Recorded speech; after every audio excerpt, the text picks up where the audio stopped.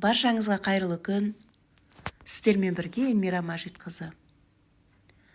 Бүгін сіздерге кабачоктан өте дәмді және құрамы өзгеше икраның жасалу жолын көрсететін болам.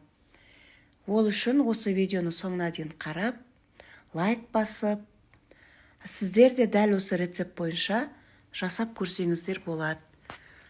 Мен алдын ала кабачокты, сәбізді жуаны жуып, тазалап, кубиктеп турап, үкіштен өткізіп дайындап алдым.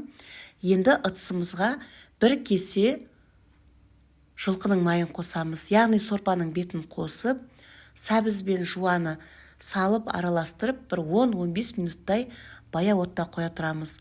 Одан кейін кабачокты салып, араластырып, енді татымына қарай біраз қасық тұз қостым.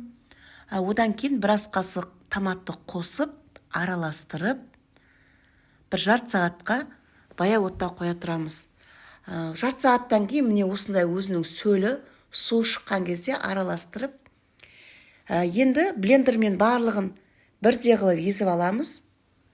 Барлығы дайын болғаннан кейін бір тағы да 10 минут баяу отта қоя тұрсақ, міне одан кейін өте дәмді икрамыз дайын болады.